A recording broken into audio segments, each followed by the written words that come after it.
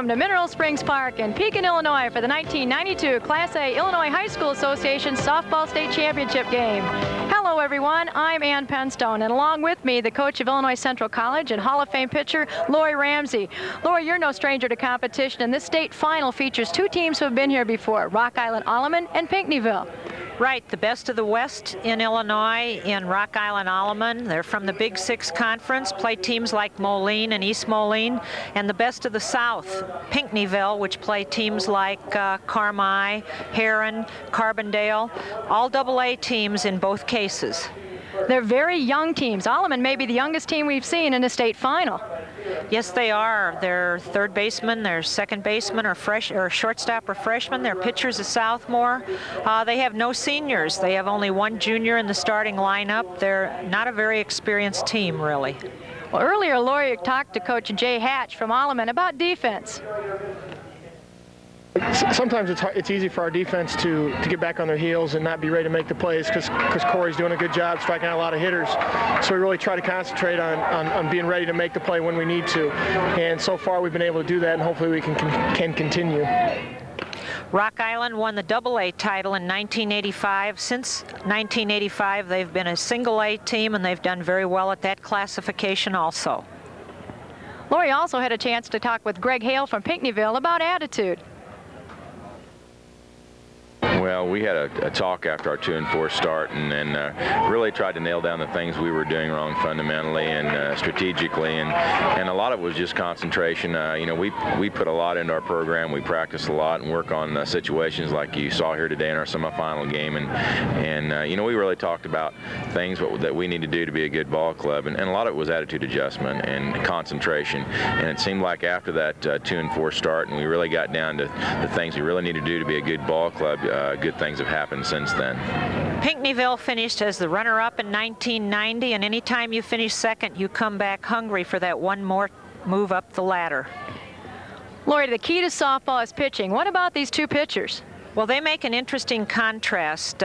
Corey Clear, of course, has great stuff. She throws a drop, a change, and a rise, and her rise really jumps.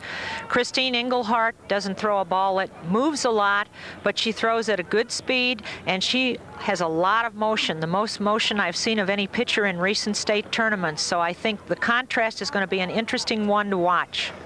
Well, you've heard some of the keys. We'll be back with the lineups on the first pitch right after this.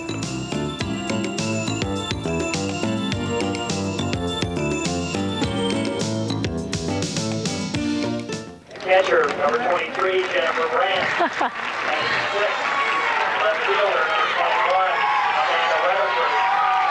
And seven, number 9, Julie Isaacs. We're back at Mineral Springs Park. As you see, part of the great crowd we have as usual here tonight.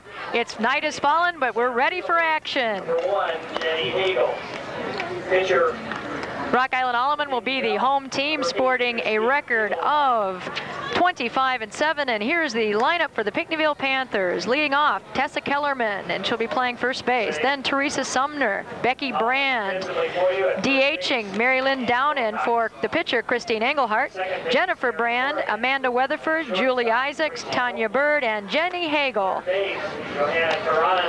And on the mound, there's Corey Clear. You talked about her, Lori, and what a pitcher. You can take a look at that ERA. Anyone would want that. Well, she's not only got a great ERA, Ann, but she's struck out 307 batters this year. She's got a ratio of 307 strikeouts and a paltry 22 bases on balls. And behind her, our defense, left field, is Esparza. She'll be DH for by Missy Stenger. And then in center, Heather Lackey, and right, Sheila Schmidt. And on the infield, third to first, Joanna Taranas, Tracy Copeland, Erin Horrigan, and Amy Wilcox. Behind the plate, calling the pitches, Heather Blanke, the only junior in the starting lineup of this young squad. As they gather together, and we're about ready for the first pitch. As you see, the umpires behind the plate is Larry Bishop. At first, Eric Gentz. At second, Larry Hodge. At third base, Steve Band. In left field, Herman Godey. And in right field, Leon Keitzer. And it's just as much of an honor for these guys as it is for the players on the field. It certainly is, and they work hard all year so they can get the recommendations to be here. Well, the rise ball's the key. They've got to lay off the high ones, and we're underway. Strike one. 1 One thing about Corey, she's always ahead on the count. Tessa Kellerman made a great play this afternoon to get her team to the finals. Looks at strike 2. Corey Clear starting off right where she began this whole tournament. I think you can look for the rise ball, and there it is. And she set that up with the first 2, and right away Kellerman goes down swinging for out number 1. The key for Pinckneyville is going to be to stay off that rise ball. They cannot chase it, and there it is. On the 2-strike, no ball count, she's going to come there almost every time. That'll bring up Teresa Sumner. Looks to try the drag possibly, gets a good look at it, and gets a called strike. Teresa's a .302 hitter. She's the right fielder. Tries to change, bunts, get over, and she'll get on base, so we've got our first hit of the evening on a nice play by Teresa Sumner. Taranez charged a little bit. On a bunt situation where a batter shortens up, you've got to hold your position until you find out if she's going to drop it in front of the plate or slap it over your head. And she looked like she was going to drop it, and she slapped it. Good eye contact as she looked at that ball and directed it where she wanted, bringing up Becky Brand. Hitting .343, the second baseman. Everybody come in, Alleman down the throat for the bunt. Every run will be crucial in a pitcher's duel, and the first one may be the most important, because it may be the only in pitching duels.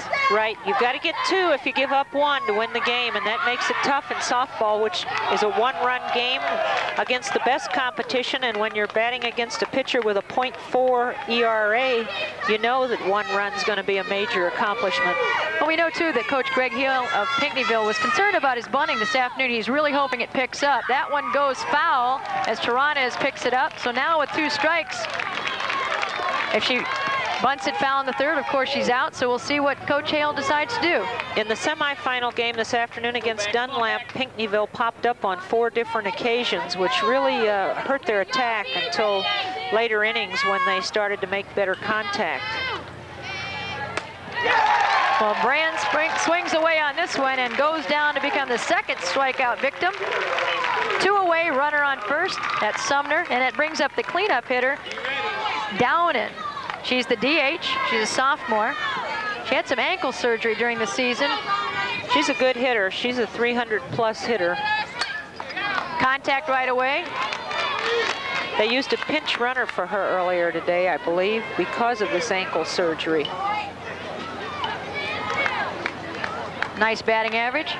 Runner off with a pitch, and she's down. The throw is low, and she's in there. So we have a runner in scoring position as the stolen base for Sumner.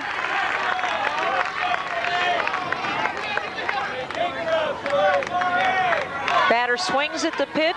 Blanky comes out, gets the ball away fairly quickly. However, she threw it a little bit short, and Sumner went into the base hard, and they dropped the ball. So our first scoring opportunity right now. Tries the changeup, goes high, and oh, she's stealing third, and she's underneath the tag, says the third base umpire, Steve Band. Gutsy call by Coach Greg Hale. You know, no one's really tried to run on Alleman in this tournament, and I think he decided to try it from the very beginning. Throw was high. Awfully close, but it looks like she got in there just under the tag by Taranez. The count's 1-2. Lays off the high one, 2-2. Evens everything to 2s. Also 2 outs. Clear staying up high on all of her pitches so far. Downen showing a lot of discipline right now. Right. She went down and she wasn't ready for it. That's the first low ball she's thrown since the game started. Well, after a half an inning, we had 1 hit, no errors, and 2 stolen bases, and we'll be back with inning the bottom half right after this.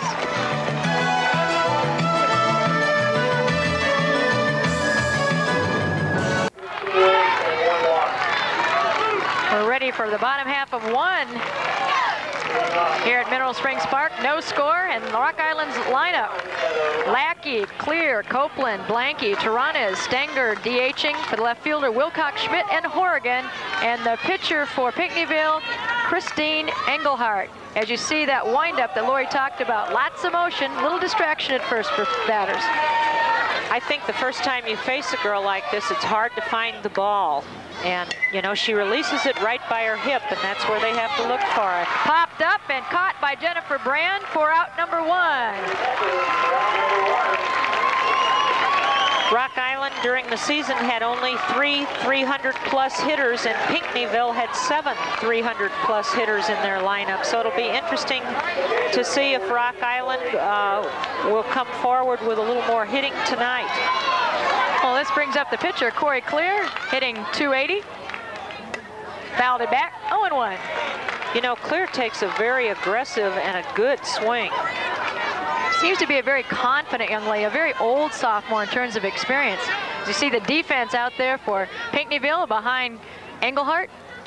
Ball's high, 1-1. Weatherford, Hagel, and Sumner in the outfield, and in the infield, Isaacs, Bird, Brand, and Kellerman third to first, and behind the plate is Jennifer Brand as the fly ball to the second baseman, Becky Brand. They are cousins for out number 2. Tracy Copeland, one of the freshmen on, one of the many freshmen on Rock Island Alleman, and one of their key hitters. She's also a backup pitcher, though with Clear, I don't think she gets much action. Clear pitches double headers on some nights. And another pop-up between the shortstop and the second baseman. Second baseman Becky Brand takes it, and they go down 1-2-3. So after 1, we have no score.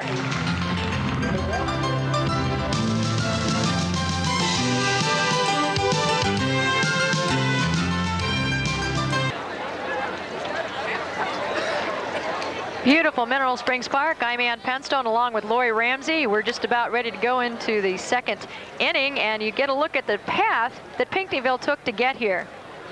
After the second game, it got very tough. They just edged Vienna 3-2, and then they had 2 4-0, 4-1 games, and then a very tough game with Dunlap, in which they trailed 1-0 for the majority of the game this afternoon. Well, so we know they can come back. Coach Greg Hale over at third base, hoping he can get some base runners to talk to. He certainly had some in the first inning as they went very aggressive, stolen base to second, and then tried stealing third successfully. Unfortunately, no hit to bring her in.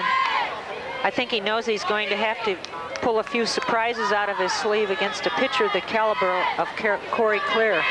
Well, Jennifer Brand will get the first crack against Corey Clear. Brand had the game-winning RBI this afternoon, and she makes contact right away to second baseman Aaron Horgan, who throws her out cleanly. These batters are all going after that first pitch. We may have record time on this game tonight. It's 1 pitch, 1 out. Well, they know that Claire is going to throw some strikes. Level swing, but right at someone.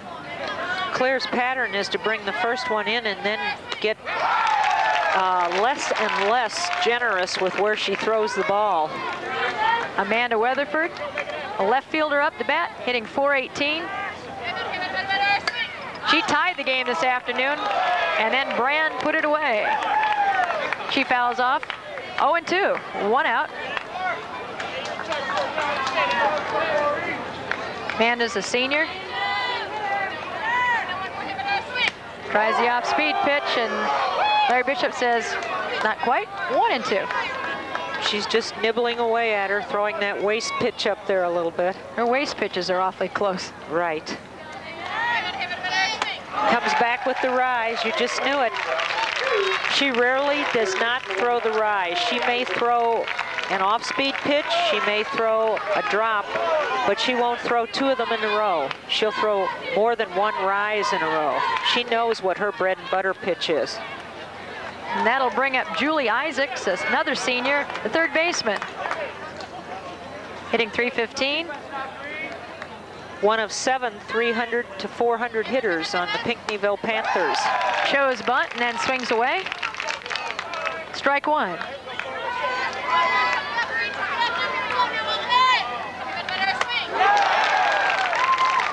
That rise ball, very effective, particularly this inning.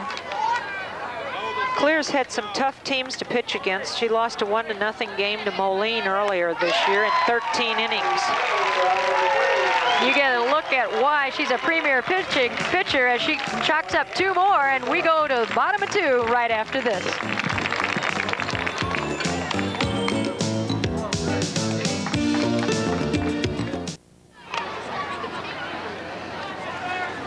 There's the outfield fence. It's brought in for the tournament, and some fans that are taking in the action from the outfield, the pitcher's point of view.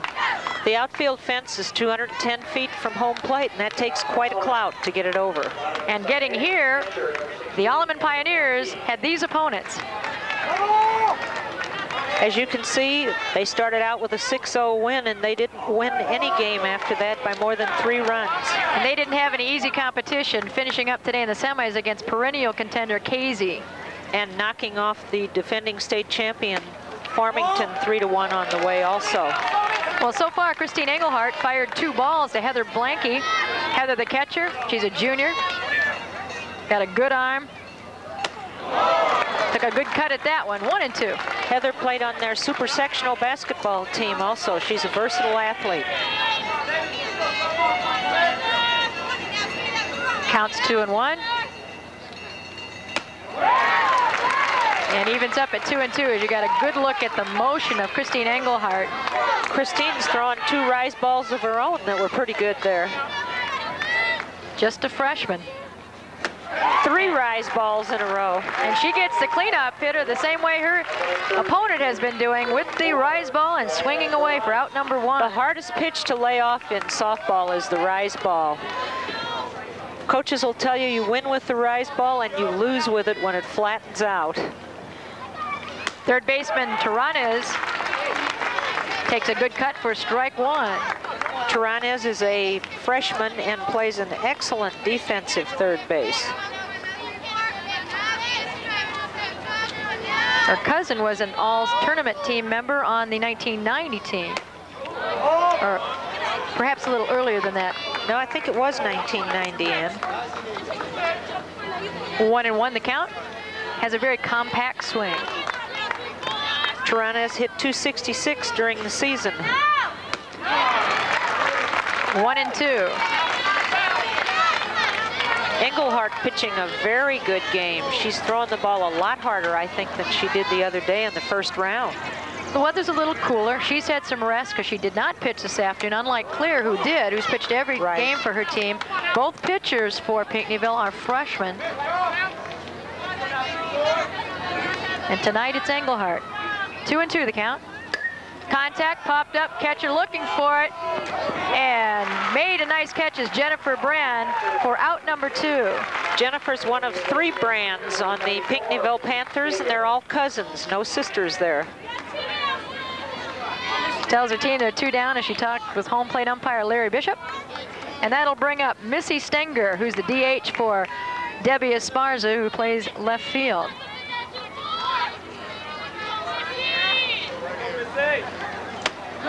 He's inside and high, strike 1. Engelhardt's throwing as many rise balls now as Corey Clear does. She looks much more relaxed than she did in the quarterfinal game. I can't believe the difference in how much better she's throwing the ball and how much quicker she is. She's really putting it in there. Doesn't act like a freshman. She looks very composed.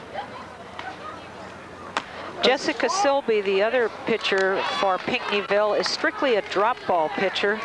And Engelhardt right now is throwing all rise balls, which I'm sure makes a wicked combination on double headers.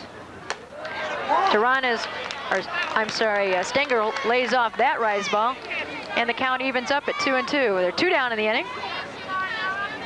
Bottom of 2. Stenger was a .210 hitter during the season.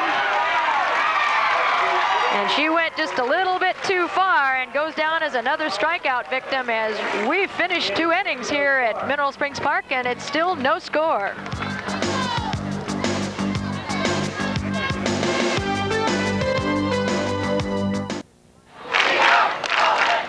Corey Clear smiling as we go into the top half of the third. Ann Penstone along with Lori Ramsey as you look at some of the records that could be in danger here this evening. Julie Collins, a pitching machine for Casey, has most of the records, but I think before Corey Clear graduates from Rock Island Alleman, she's going to challenge a lot of them. She'd have to get 21 strikeouts tonight to challenge that 48 strikeout record. She had 27 going into the, or 21 strikeouts. She had 27 going into the game tonight.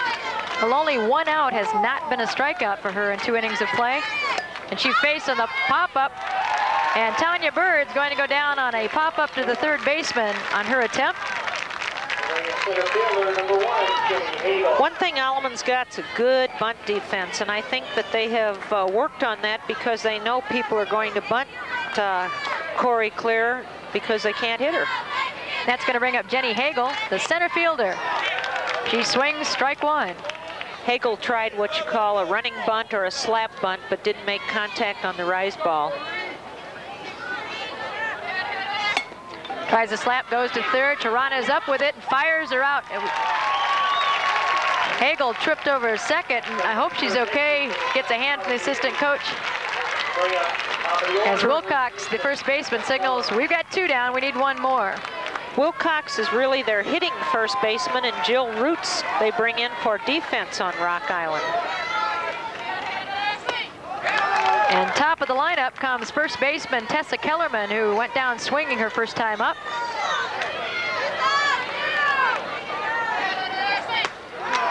And quickly goes 0-2 as Clear goes well ahead of every batter she's faced this evening. Clear threw 2 low pitches there, and I'll bet she comes with the rise on this one. Fouled off, but you were right. She throws that almost always on the 2-strike count. Tirana not anticipating the bunt. Even when she came up, she dropped back. These teams have been well scouted. They know who the bunters are and who won't bunt. Right down the pipe, and she looks at strike 3, and quickly we're out of the top half of 3. As you look at Alleman, who'll be coming up to bat in the bottom half of the inning. Still no score and no hits for Pinckneyville.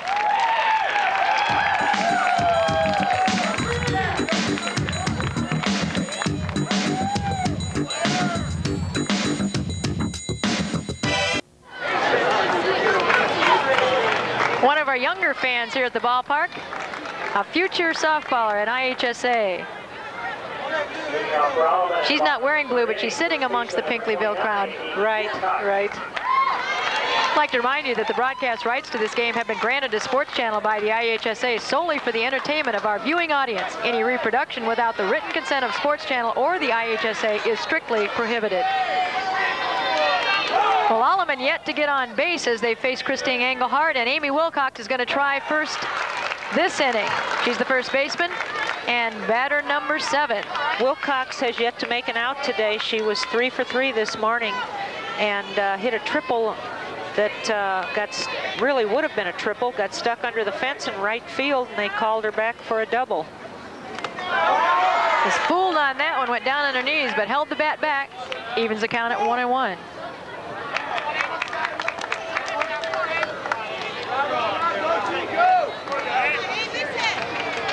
Amy hit the ball to left, center, and right today, so I would say you'd have to play her fairly straight away.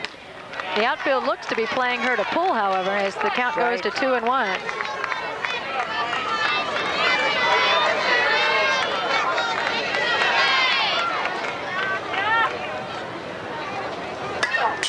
Contact straight back. 2-2. They're swinging late on Engelhardt on just almost every pitch. We're in the bottom of the 3rd inning. No score here at Mineral Springs Park, and 1 hit. That belongs to Pinckneyville.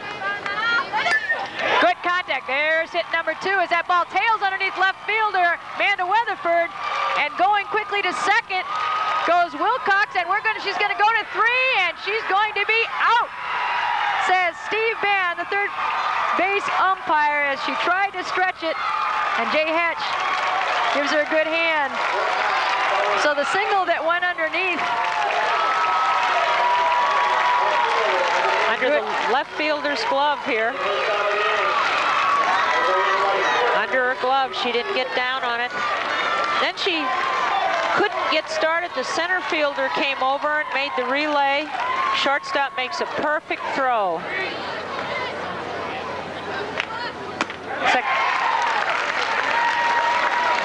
Unofficially a double and out going to 3. So Alleman on the board, and the hit column would like to string it together, starting with Sheila Schmidt here. Sheila is the right fielder. Amy Wilcox connected solidly with that ball and just kept up. She's been doing all day, and Sheila would like to do the same thing and bring right into the top of the lineup. Strike on a half swing. Christine Engelhardt wasn't intimidated a bit by that hit. She's still coming up high and still throwing the ball hard. Sheila's a sophomore. Contact straight back, hits the post and bounces around. 1-2.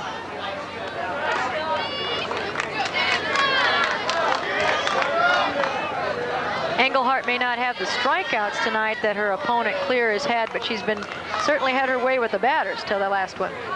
They've been swinging at her pitch, and that's what you want as a pitcher.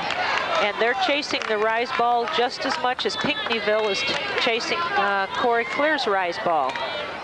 Clear is just one of many pitchers. Her sister pitches for Loyola University and was Rookie of the Year in her conference this year.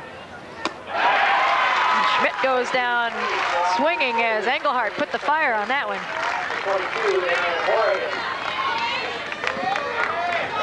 3 strikeouts. You'll be able to watch this batter again chase the rise ball and again late on the rise ball. You get an idea of how high that ball is when it crosses the plate. Erin Horgan up to bat. She was the hero today against Casey. She got the hit that won the ball game. And it was a triple. She's playing second base, and she's a sophomore also. A little bit low, 2-0, and Engelhardt goes behind. Coach Jay Hatch said she's his second leadoff hitter down at the bottom of the lineup. He uses her as a leadoff hitter. And I believe he also thinks that she's the fastest young lady on the team. She looked awfully fast today running. 2-1 the count.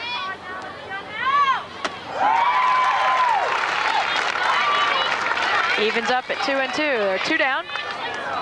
Bottom of 3. No score so far.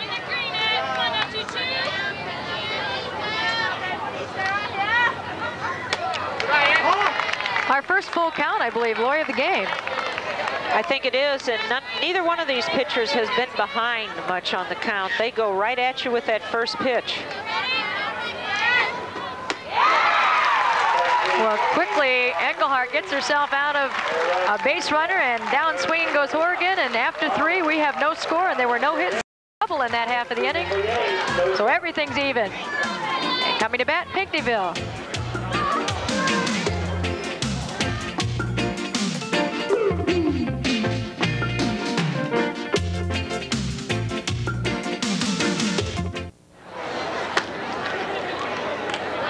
Some of the concessions here at Mineral Springs Park. Top of the 4th, this game moving really quickly, Lori. I think this is going to be one of those 1-0 games and maybe an extra inning game. There's the Casey Warriors, frequent visitors to this tournament, accepting the 3rd place trophy this year, which almost anyone would be happy with, but Casey may not be happy with it because they've taken the 1st place trophy so often. They look pretty happy about it, and they beat a fine Dunlap team 7-1 in our 3rd place game that was the preceding game to this one. Dunlap, of course, was here for the first time, and I think they made an impressive show.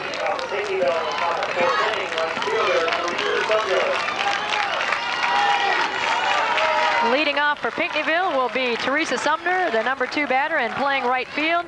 A smile on Corey Clear's face. She has 6 strikeouts to date in this game. I wonder if Corey Clear remembers how Teresa Sumner stole bases the first time she came up. I'm sure she doesn't want her on base because she stole 2, and she has the only hit for Pinckneyville. Looks at strike 2. She's a slapper, and she'll try and take the ball. You notice Taranas is playing a respectful distance from home plate this time because she dumped the ball over her head last time.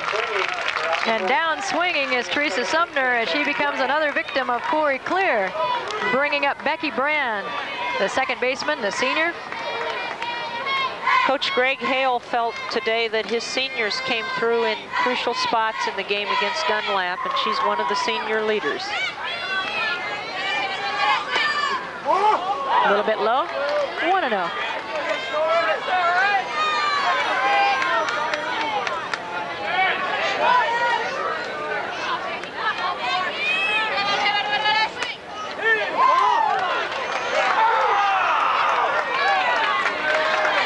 goes to 2-0. Close pitch, and as we've talked before, a Clear when she's throwing balls, they're so close, it's hard to take them.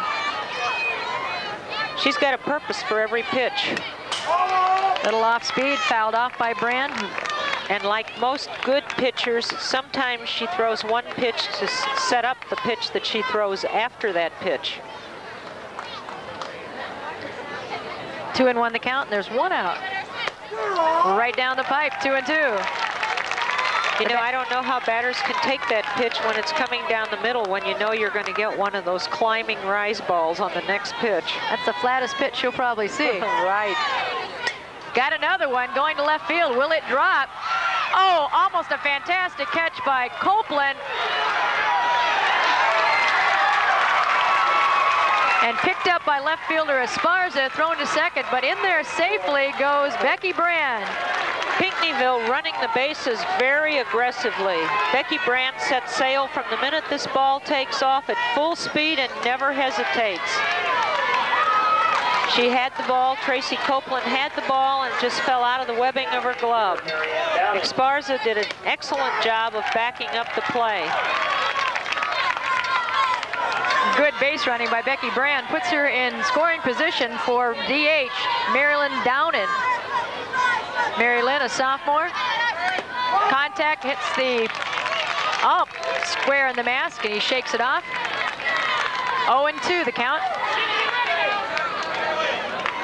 Went down looking at strikes last time was Downen. A .343 season hitter during the regular season for Pinckneyville this year. He's not hitting cleanup for nothing. Contact goes backing up over our duck out here. Coach Hale made an adjustment moving her into cleanup today. Normally he's had Andrea Weatherford in cleanup, but he felt that he would stay with the lineup when it worked so well against Dunlap. Tries the change, and it goes through the middle. Coming home, the throw coming into Blanky, but underneath safely, says Larry Bishop, and there is our first run of the ball game as Becky Brand comes home on the RBI by Marilyn Downen, who does just what a cleanup hitter is supposed to do. She certainly did. She took that ball right up the middle. That's where it's toughest to defense. She threw a changeup here, not her best pitch, and Brand was off the minute the ball was contacted. Slides in nicely. The throw was a little bit high at home plate. Corey Clear had given up only one earned run in her last 65 1/3 innings. That's one earned run in 65 1/3 innings. Brand is now running for Downey. And we're going to have a pinch runner, number 4, Brand. One of the cousins will be running, and this Tracy Brand for Downen with that ankle problem. So another threat to score as coming up to bat is Jennifer Brand, her cousin. Downen had surgery on her ankle during the season. Fouled out of play. Back out there. Downen's hit scored as a single, and she went to second on the throw home. Pinckneyville certainly has been very alert on the bases so far.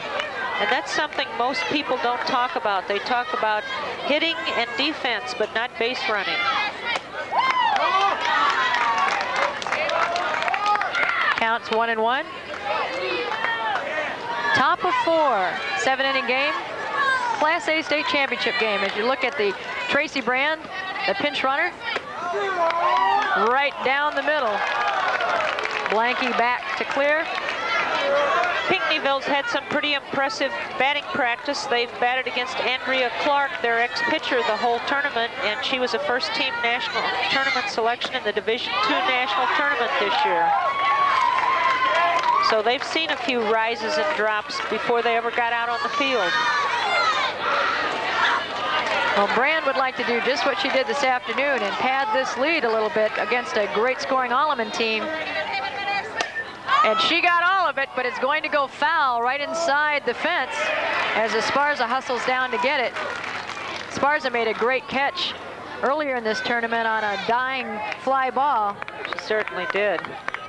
Pinckneyville's not a bit shy about swinging the bat. They're not up there looking. Jennifer Brand, the catcher.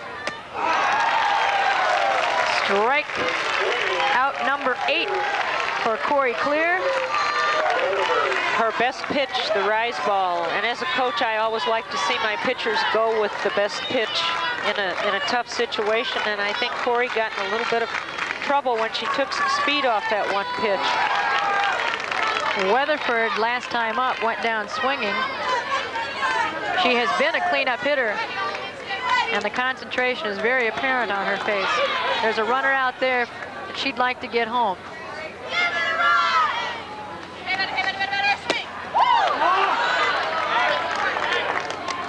One and one. You know, Ann, the umpiring in this tournament has been outstanding. Particularly the ball strike calls have been very consistent. Fouled back, 1 and 2. Usually you hear from the fans now and then, but there's been very little fan comment in this tournament on the umpiring. That's a tribute to Shar Bremberg and people that she brings down here. These people work hard and travel long distances to help out kids play softball. They don't do it for money, they do it for love of the game, as that pitch is fouled back. And a lot of them travel a great distance from their regular jobs to make it. So you look at Greg Hale, Pinckneyville coach, kneeling at third, trying to get that second run in. The big one's here. He's a softball player himself. He plays in the summer for the Pinckneyville Celtics. We asked him what position. He said DH. He said, they keep the glove out of my hand. I think he played first and right field in his youth. Contact to second base, hustling down. The helmet goes flying, but the out is made. But we've got our first run on the board. There were 2 hits, 1 runner left, and after 3.5, it is 1-0 Pinckneyville.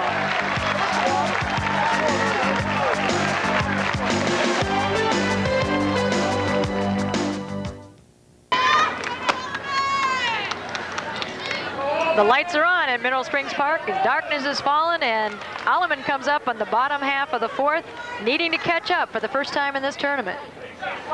Pinckneyville coming back to the dance, or back to the tournament, lost to Casey in the semifinals, lost to Hancock in the quarterfinals, and lost to Casey again in the finals. And this time they're going to try a different team, Rock Island Alleman, to see if they can go all the way. A little bit high, 1-0. And of course, Alleman, interestingly, we mentioned before, has won this tournament as a AA school. I think year after year, we've had great single-A schools that could go into the AA tournament and win them on several of the occasions. And up to bat is the top of the lineup for Rock Island. That's Heather Lackey, who went flight out to the catcher her first time up. She's 0-1 this evening.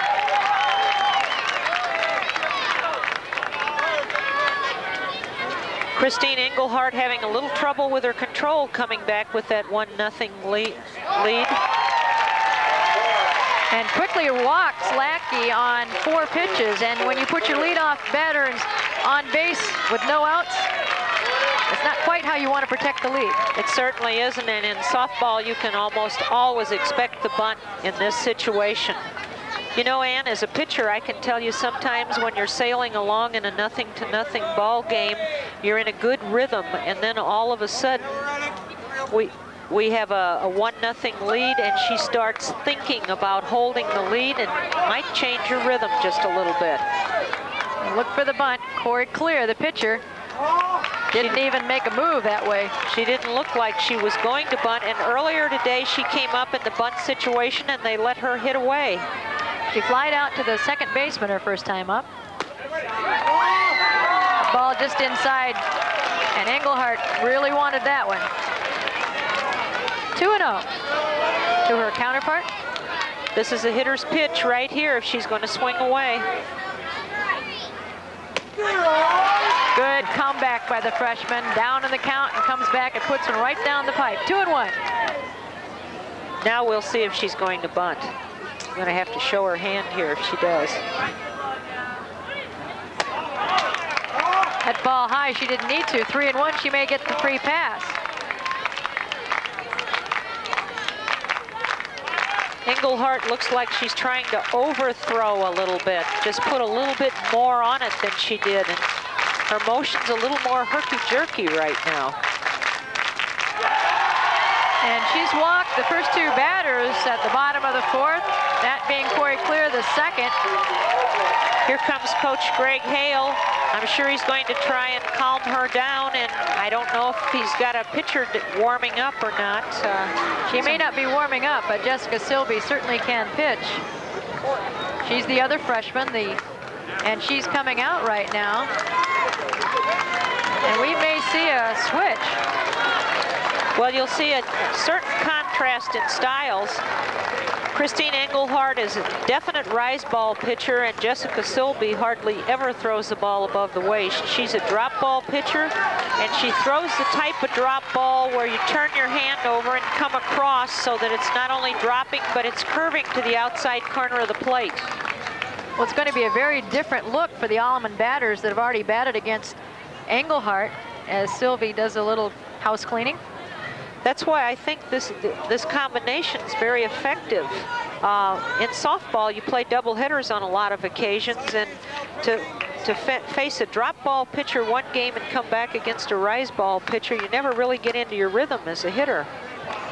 When, of course, with high school rules, once Engelhardt has left, she was the starting pitcher, she can re-enter the lineup, so they could conceivably alternate one more time. That's right.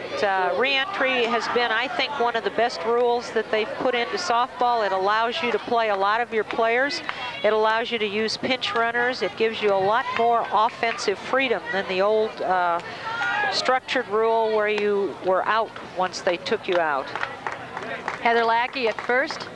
And over at second, looking a little more nervous. Chewing her fingernail right now. Lackey at second, I'm sorry, and at first is Corey Clear. Well, she ought to be a little bit nervous. She's the tying run out there. And Silby's going to try to stop it against Tracy Copeland, the shortstop. The freshman shortstop. The freshman shortstop who hit .360 during the season. Second leading hitter on Rock Island Alleman. She could bunt and bring them both around, and she does look that way. Every run going to be so crucial if she can move them to second and third. Then we've got 2 runs in scoring position for the cleanup hitter, Heather Blanke. And Blanke's a .402 hitter during the season. And she puts it down, and I'll tell you what, Julie Isaacs looked like she was going to touch that. It went under her glove, and it's a great time to miss it because it went foul. Right, right. Picked up by shortstop Tanya Bird, and they'll all go back, and all it is a strike. Somebody up there like Pinckneyville on that one.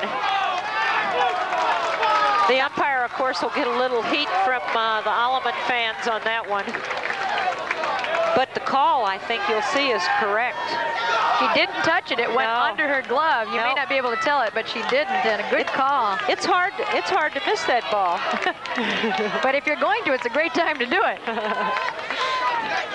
So Copeland with a 1-1 count, grounded out her first time up. Contact right up the middle and found a hole, and the tying run is coming around and quickly getting the ball in the infield. It's a tie ball game with the RBI to Copeland on the single up the middle. Pinckneyville still has no outs on the board. Rock Island Alleman sending their leading hitter, Heather Blanke, a young lady who hit over 400 in the season, to the plate. They're right in the middle of the batting order right now.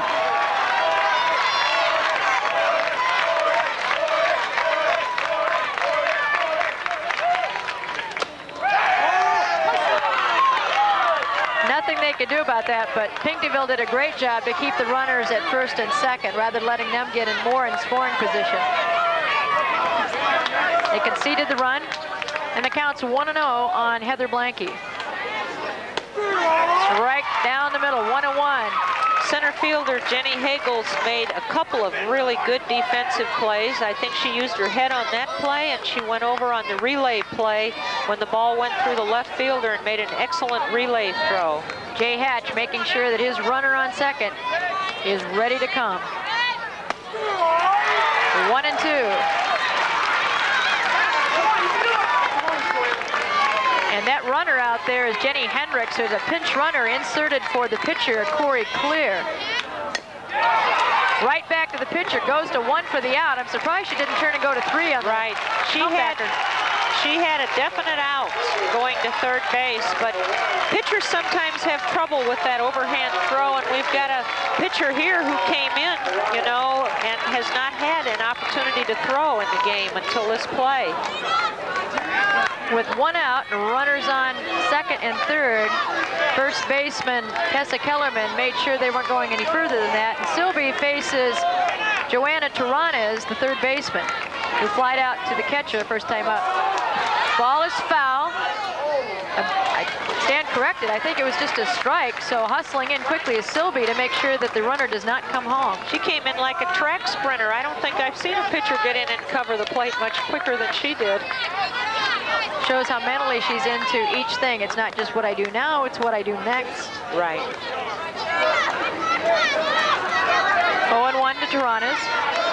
Left and right field not playing particularly deep, so they'd have a play at the plate if they get a fly ball from Taranes. Boy, that shoulder came over Silby on that one, and that ball went down and out. She's got an excellent drop and an excellent out curve with her drop. It drops and curves both.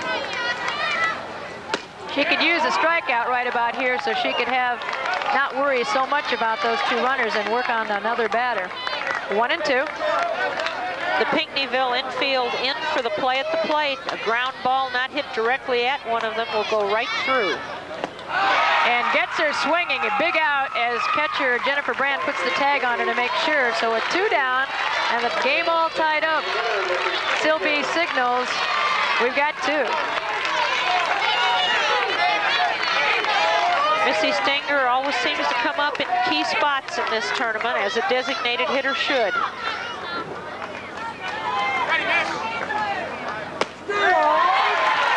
Silby throwing much quicker now and seemingly more confidently. She faces Missy Stenger. She has her control now, and that gives pitchers a lot of confidence. She's throwing that drop over the outside corner, and it doesn't vary 3 or 4 inches on the last 8 or 10 pitches. Jay Hatch wants to talk to Stenger.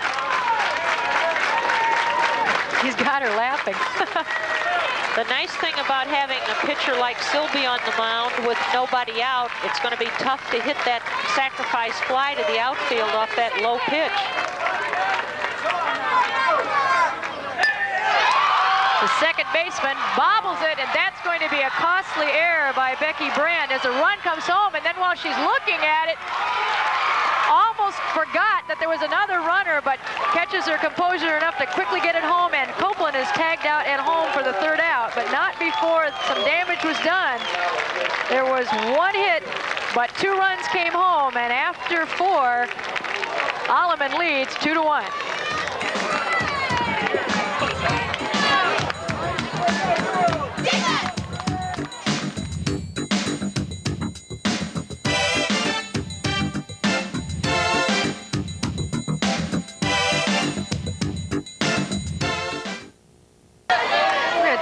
At that last play and the inning, as you see one of the Pinckneyville cheerleaders. Ball goes to Brand at second. It just comes off the heel of her glove. As you see her right there, she'd forgotten there was another runner, but catches her composure and heads up play, getting Copeland at the plate for out number 3, but not before 2 runs had scored. The bunt attempt here by Julie Isaacs, and is thrown out. Clear to first. You know, Brand didn't really give much with that ball when it hit her glove. It was like it hit a wall, and the ball's going to bounce out of your glove when you don't pull it in. Tanya Bird went to the third baseman Taranes back in the 3rd inning as we go to top of 5. And for the first time, Clear is pitching with the lead. Bird's made several outstanding defensive plays in this tournament. She's also a freshman. Fouled back, out of play, 0-2. Got a great arm from the hole. Because the pitching's been so good, you haven't had a chance to see a lot of the outstanding defense of these kids, but they have made those plays when it counts. Becky Brand, a fine player, just had a little trouble with that ground ball. 1-2. A lot of the errors that you see in this tournament are from over-desire, not from lack of effort. Too much effort. 1-2 to Tanya Bird, the shortstop. There's that changeup. I'm sure she's going to work on that in the off-season. Clear, nods the catcher, Ranke, and gets her down swinging for strikeout number 9. Number 2, center fielder, Hagel.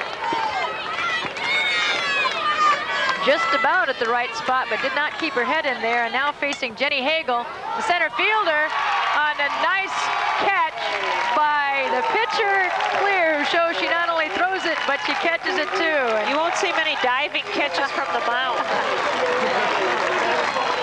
So after having the lead for the first time, Clear does a great job to hold it. And they'll come back at bottom of 5, leading 2-1.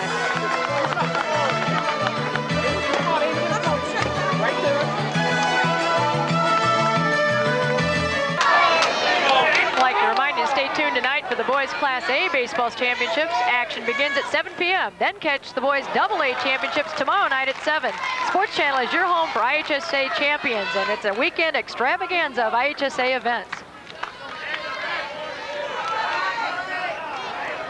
Sylvie still pitching for Pinckneyville and facing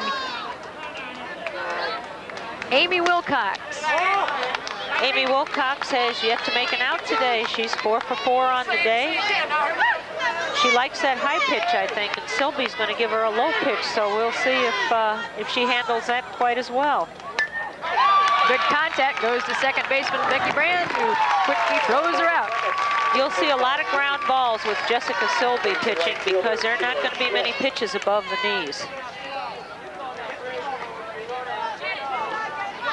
Reaching down low. Becky Brandt, eye right on the ball into her glove. Did everything right that time. Relaxed the hands. It's easy to relax your hands when there's no one on the bases. Showing senior composure, coming right back. And up to bat is Sheila Schmidt, the right fielder who struck out her first time up. Batter number 8 in the lineup, and she goes 0-2. Ann Penstone along with Lori Ramsey here at Pekin, Illinois. Class A state championship softball game. You know, Ann, you kind of wonder why the batters don't move a little closer to the plate because every pitch is down and out, down and out. There's that good arm by Tanya Bird you talked about as she throws out Sheila Schmidt. She's just an outstanding defensive player, and I don't think she's gotten a lot of notice in this tournament. There are so many good shortstops. Jamie Koss, of course, from Casey gets a lot of notice because she's such a good offensive player as well as a good defensive player. And up to bat, Erin Horrigan, the second baseman. Sylvie puts it right down the middle, and that catcher's mitt is popping.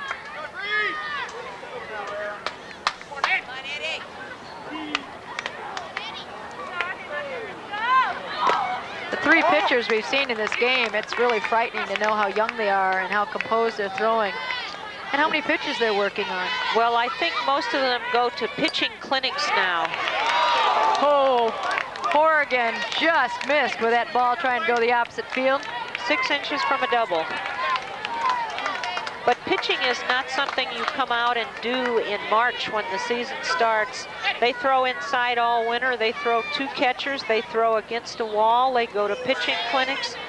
It takes a real sacrifice to be a good fast-pitch softball pitcher. And there's a hit right in the same spot she hit this afternoon. It's going to the wall. We're looking at a triple, Horrigan looking at 3 and holds up wisely with a double. Excellent relay again on Pinckneyville's part. I think they've put in a few hours on practicing relays. They did both of them in this game just perfectly. We see center fielder Jenny Hagel tracking it down again. And that brings us to the top of the lineup. And Heather Lackey. Strike 1, big lead out there by Horrigan. And you can see why Coach Greg Hale, or Jay Hatch rather, likes to have Horrigan down there with that kind of speed and the good bat. It's almost like having 2 leadoff hitters.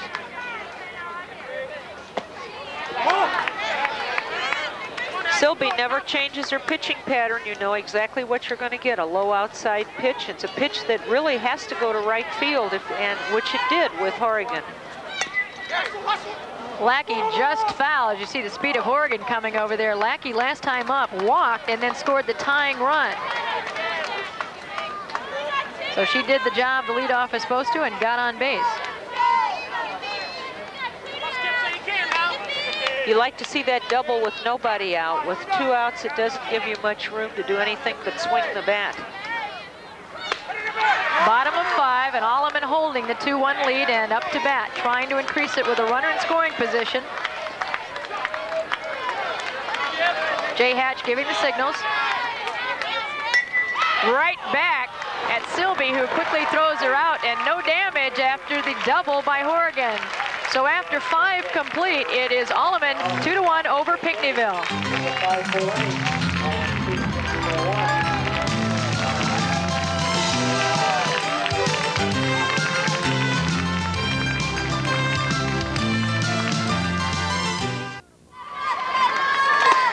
An absolutely beautiful evening here in Pekin, Illinois, as you look at some of the great camera work, looking out into the heavens as our crew gets a shot of the moon. And Lori, we're seeing all of us here, we're being treated to a classic fast pitch game. The moon isn't the only thing that's beautiful. The play's been just great.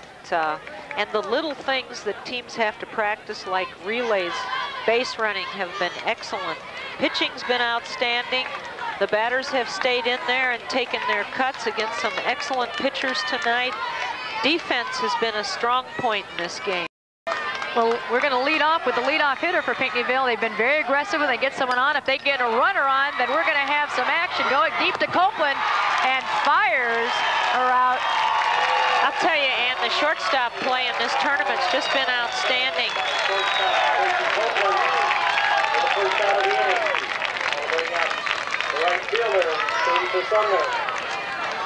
Tracy Copeland, a freshman, great arm also. Good call for 1 out. Bridget Carnish of Dunlap came up with 2 great plays last night at the end of their game. Tanya Bird's done a great job at shortstop. Tracy Copeland has played outstanding shortstop, and Jamie Koss of Casey's played very well. Teresa Sumner contact, but back over the top. 1 and 2. Teresa can pick them up and lay them down, as we found out earlier in the game. She's 1 for 2 this evening. Oh, and really went after the high one she'd love to have back, and goes down swinging for strikeout number 10. I'm sure Coach Hale in his pregame discussion talked at length about staying off this rise ball, but it's awfully hard to do. And that'll bring up Becky Brand, who doubled her last time up and scored the only Pinckneyville run. That one way over the top. For those teams that don't start off with 5 or 6 wins, Pinckneyville is an example of perseverance. They were 2 and 4 early in the season before Coach Hale had an attitude adjustment session with them. I believe he had a few wind sprints in that attitude adjustment session.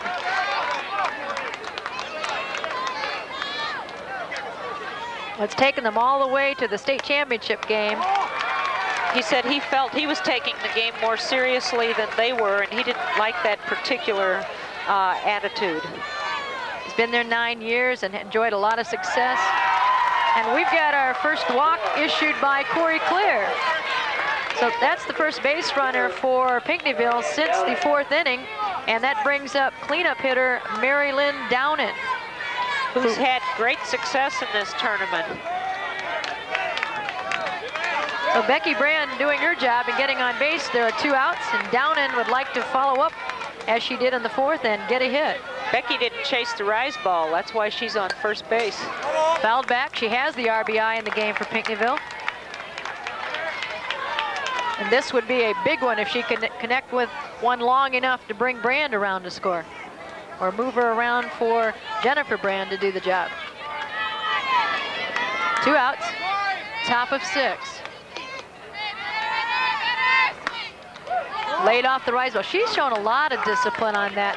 A lot of big hitters tend to go for that easier, and she's really been composed. She's got a compact swing for a strong girl, a girl that hits the ball a long way. She doesn't take that great big wind up most of the time. He has a nice swing. He's got a good look at it there. It just didn't connect that time. Count goes 1-2. Runner on first is Becky Brand. Downing's a sophomore, so she'll be back for a while also. Right on the money, just underneath. And that's typical of the Rise Bowl. You'll see a lot of pop-ups back up over the backstop. For someone that had ankle surgery during the season, this young lady's come back a long way and very quickly. Tried the change outside, and we've got a stolen base for Becky Brand. Copeland's trying to say, I've got her, but timeout is called, and she'll get up. All right, as you can see on the pitch, it's a good pitch for a catcher to throw, high and outside. She's throwing inside the baseline, and the runner very clearly on the base. 2-2 the count. This is popped up high. Tirana's trying to catch it, and boy, just about running into her is Becky Brand, and no damage in that one. There was a base on balls issued, but nobody came home. And we'll go to bottom of 6 right after this.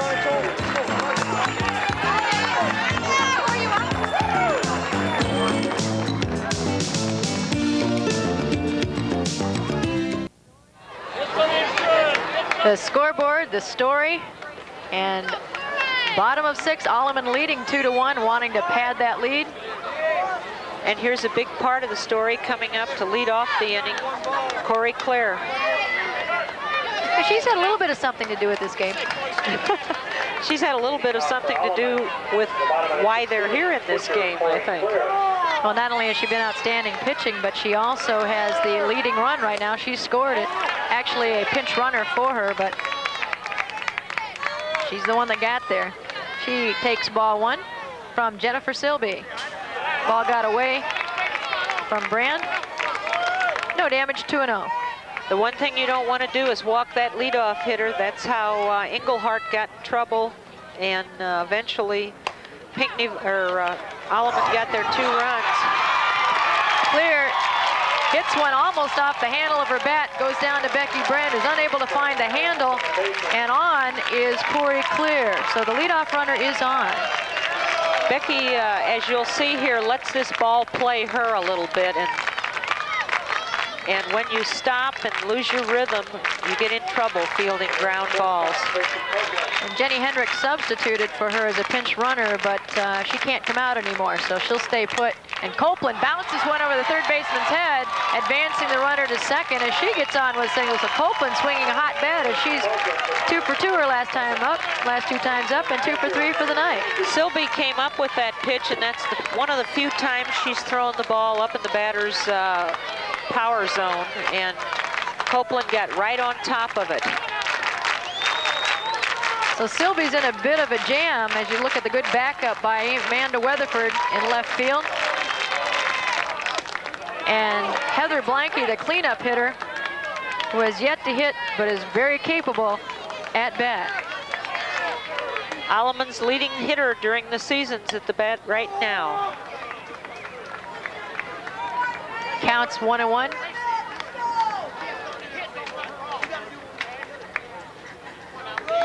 She's been an all-stater.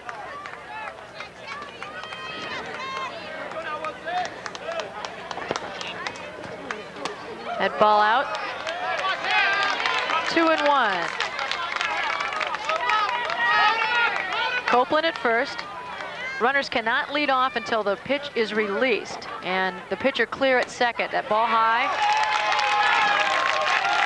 Count goes to 3-1, so Silby needs to challenge her, but not put her on.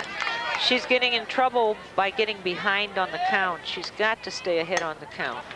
Ball at the shortstop, goes quickly to third, and they get the lead runner on the nice play by Tanya Bird, who's been very consistent here tonight. So that's the first out of the inning. And we'll bring up the third baseman, Joanna Taranas. Swing by Blanky, and out. coming in to second was Clear, the pitcher. So fielder's choice, that puts Blanky on first, and Copeland moves Copeland to second. And Taranas takes strike one. Taranas another freshman for Rock Island Alleman.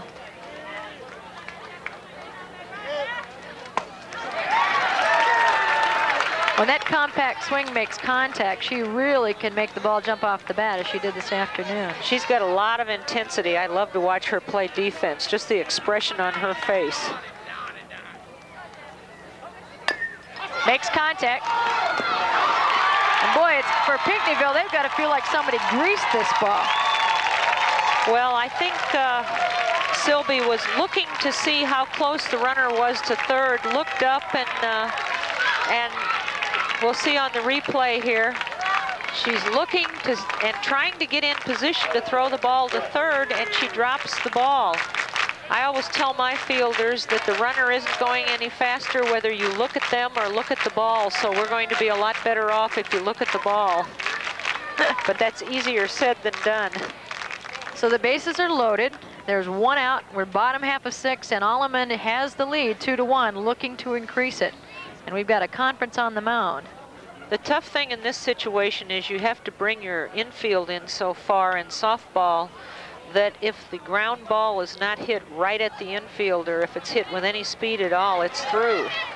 Balls that would normally be outs are base hits. And they're definitely, if they make contact, going to hit a lot of ground balls off Silby. And Missy Stenger will be the batter with her team loaded up on the base paths. Silby throws the ball outside and high. Oh, 1-0. She can get out of this jam. It'd really give them a lot of momentum going into top half of seven. It certainly would, but she can't keep getting behind in the count, because then you've got to throw the ball down the middle, particularly with the bases loaded. The next pitch is one of the best hitters' pitches in softball, the 2-0 pitch. She certainly doesn't want to go to 3-0. Stenger looks ready. And she went right after it, and it was a good pitch, fouled. It was down the middle. She got a little piece of it, but she didn't get all of it. Here we see it on the right down the middle, right down the middle. So the count's 2-1, and there's one out, bases jammed. Oh, a good contact into short right center, and it's going to drop in. One run is in, and everybody goes around. So Stenger gets an RBI single and brings in Tracy Copeland to score. That was a huge hit, because instead of being in a bunt situation now to get one run to tie, they've got to get 2 runs, and it changes all of your strategy. Hit it off the end of the bat, sort of dinked it in. It'll look like a screaming line drive tomorrow. Jenny Hagel getting the ball in quickly to keep there from just being one run, and we're going to have a pinch runner. Jenny hasn't made any mistakes on defense tonight out in center field, and she's gotten a lot of action.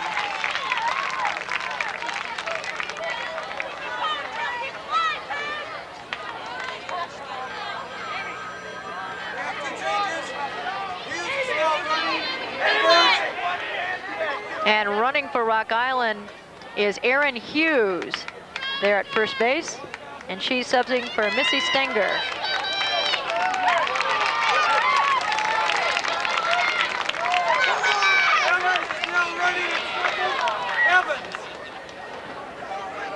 And also into the ball game at running for Alleman at second base is Jamie Evans.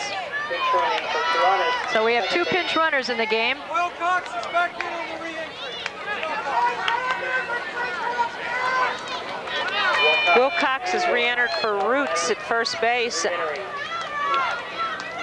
Wilcox, of course, is 4 for 5 and has moved the ball every time she's been up today. Not exactly the batter you want to see in this situation. Well, and she drops a little pop-up and handled easily by Julie Isaacs, and that is a big out.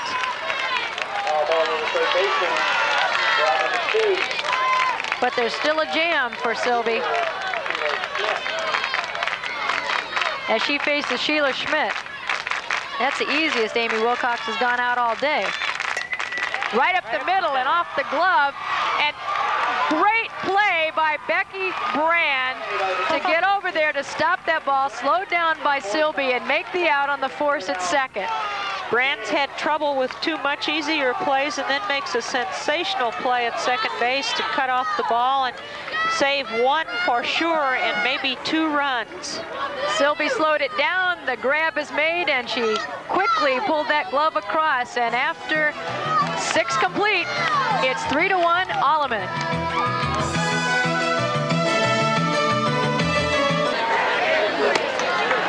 Don't forget to stay tuned after this game for the girls class AA softball championships. Also from Mineral Springs Park. We won't see Tina Zacola this year, who has been the strikeout machine for Thornwood for several years. She was a freshman at Drake University this year, had an injury and was redshirted. And when you talk about rise ball pitchers, Tina Zacola will always be in the records of the AA state tournament. Well, leading off, top of 7, last gasp here for Pinckneyville is Jennifer Brand, the catcher, and the number 5 hitter in the lineup. She's 0 for 2 tonight.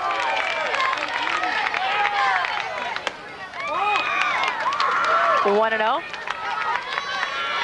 Pinckneyville almost has to make Clear throw the ball over the plate now. Being down 2 runs, they have to be a little more selective in what they're swinging at. 1-1. Now looks down to Coach Hale. Brand's a slapper. When she's from the left side, will swing away from the right side. That's a strategy employed by a lot of softball hitters. There are a lot of converted right-handers who are left-handed slappers. And she gets a hold of this one, but right at the center fielder, Jenny Hagel, who makes the catch.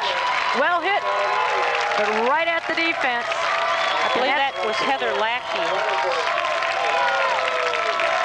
You're correct, Lori, thank you. The junior making the play out in center, and they're fairly deep, making sure they protect against the extra base hits right now. And that'll bring up Amanda Weatherford, who is very capable of cranking one past them, deep or not.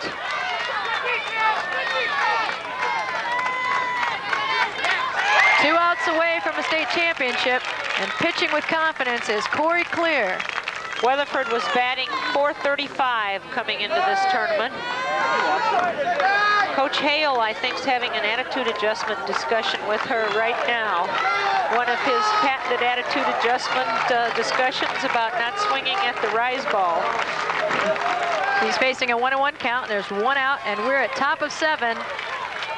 Alleman leading 3-1. So Pinckneyville's got to tie or go ahead to force the bottom half of this inning. Class A state championship game. Moving outside, and she didn't go for it, so the coach's talk had a lot to do with her not going after a bad pitch. I think she listened and heard. Sometimes they listen, Ann, but they don't hear.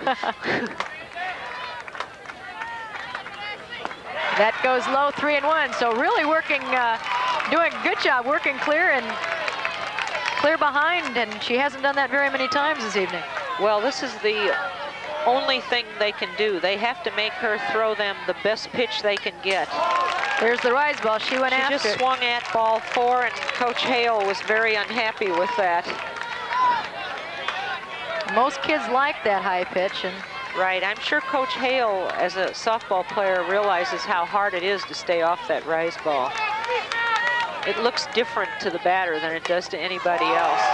And that's ball 4, though Clear didn't quite agree with that. And it's so easy from here and in the stands to look at things and say, it's like second guessing anything. Hindsight's always 20/20. And we pitchers rarely think we throw a ball, Ann.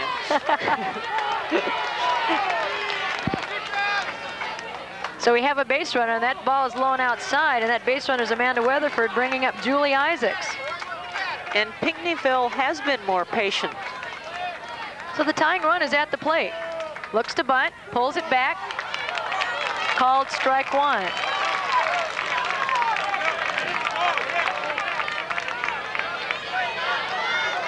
I really would be surprised if she bunted in this situation because they need 2 runs.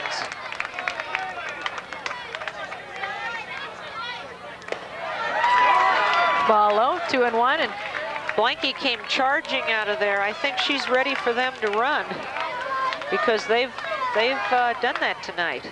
Pinckneyville being more patient right now than they have all night, as I speak maybe a hair too soon on that rise ball that might have gone for ball 3. Right.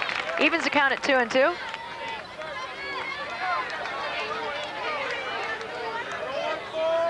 Isaacs, the third baseman, made some nice plays tonight. Ball low, good eye, and the count goes full with a runner on first. Claire's not very happy with that call either. I think, you know, she's feeling a little pressure out there, wanting to get this out. And that ball very high, and we've got runners at first and second, so the tying runs are on. And coming to bat, Tanya Bird, the shortstop, who's played a great defensive game, and quickly coming to talk to Coach Hale while Coach Hatch talks to his pitcher. Coach Hale's having a conference not just with the batter, but with his base runners, which I think is a very smart thing for a high school coach to do, because they really sometimes don't know what to do in this situation, and I'm sure he's telling them not to take any chances on the bases because 1 run won't win the game. They've got to get 2, and they only have 2 more outs to get those 2 runs. So you have to be a little more cautious than you normally would. Isaac shouting encouragement to the batter. Looks to bunt, and a strike. I think Coach Hatch told Corey Clare to throw the ball over the plate, period. Whoa! I'll tell you what, that was about 6 inches from a tie ball game. Right. Just fouled on the first base line, which is exactly where you'd love to have it go if you're Pinckneyville. Well, if Bird hits like she fields, she'll do a good job, because she's an excellent, excellent fielder. Fouled, but out of play. Blanky went back to get it. Heads up catcher. Of course, that ball, Wilcox being left-handed at first, the glove's on the opposite side, so if she can get it close, she's got a better chance to get it down that line. That's right. And Mineral Springs Park drops off a little in right field. Bird having a good at-bat here. She hasn't had any balls thrown. She's 0-2, but she's hanging tough against Clear, and she's making her work. And she's about to see a rise ball, I believe. We'll see if she can stay off of it. That one started high, so it was a little easier to stay off. 1-2. Right. Corey Clear's control has slipped a little bit. Earlier, she would have thrown the rise ball. It would have been down a little lower. That ball was foul, touched by Blanky. Bounced off the plate, and everybody hustles, and she'll come back. Staying tough. One thing Alleman will not do in this situation is warm up another pitcher, because the other pitcher's playing shortstop. They're going to win it or lose it with Claire. Tries to change, goes back to the pitcher, and she's going to get the out at first, but both runners do advance, so Bird does a job of moving them, and that'll bring up Jenny Hagel, the center fielder, and there are 2 down, top of 7. Hagel's a senior, and she's the only girl on the Pinckneyville Panthers that plays all 3 sports, volleyball, basketball, and softball. So you know there's pretty good athletic ability there. Another fine defensive player. Rise ball. The crowd's really into this game right now. That's nice to see in high school athletics. This is what it's all about. Chance to win, and all the players have played well. Claire's given herself a little pep talk on the mound, probably telling herself to throw this next one over, which she did. 1-1. You can just feel the excitement rising. Claire wants the out. Pinckneyville wants the tie game, and everybody'd like to see extra innings because it's so much fun to watch these 2 teams. Well, I think if they got into extra innings, they'd go a while. Boy, that pitch was one she'd love to have connected with. Claire loved it. Claire's grinning now. She can feel it. And the Alleman fans are standing in anticipation of what they hope will be a state championship because they're possibly one pitch away. Hard hit. Oh, and caught on the dying liner by Copeland. And we have a state champion, Rock Island Alleman. This is the most fun of all. Jumping all over each other, hugging each other, celebrating at the end of a game. Rock Island fans giving their team a standing ovation. A 3-1 victory over Pinckneyville. In a very well-played game. Oh, there's a mother that can't believe it. There's more tears than... It's tougher to be a mother and sit up there and take all this. When you're on the field, you can at least move around. Well, with an idea of what it feels like out here, we'll be back with more right after this.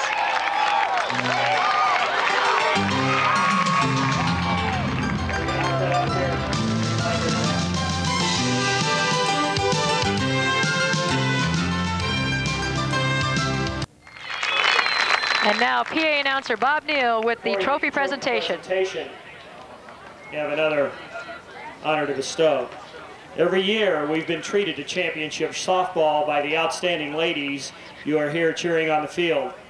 There's another champion who has spent her many years off the field making sure this event is a stage for the best Illinois has to offer. She has worked tirelessly to begin new sports, enhance existing ones, and to ensure the best opportunities for athletes in Illinois. Without her leadership and positive reinforcement, we wouldn't be here tonight. Tonight, we would like to extend to her our heartfelt thanks and our best wishes for a happy and healthy retirement. A true friend to high school athletics, IHSA Assistant Executive Secretary Charlene Bremberg. She's in the press box.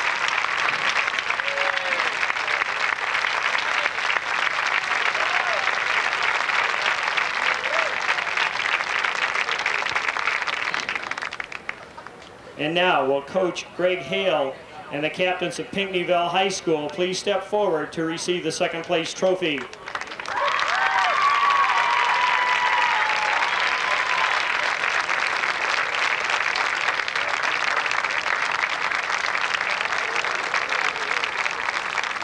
Congratulations to the Panthers of Pinckneyville. Second place in Class A state softball. Will Coach Jay Hatch and the captains of Alleman High School please step forward to receive their championship trophy.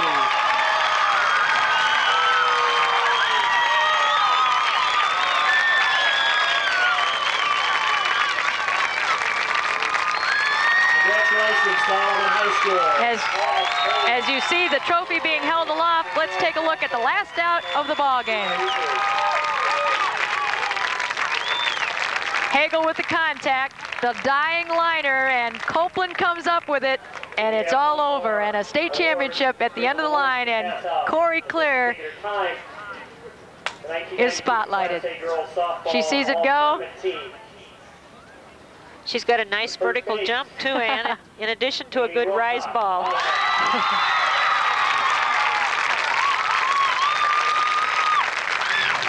This game has been produced and directed by Michelle Zafanti Godwin. The executive producer is Greg Bowman. Remote facilities provided by Trio Video of Chicago. Once again, the final score is Rock Island Alleman 3, Pinckneyville 1. For Lori Ramsey, I'm Ann Penstone saying goodbye, everyone.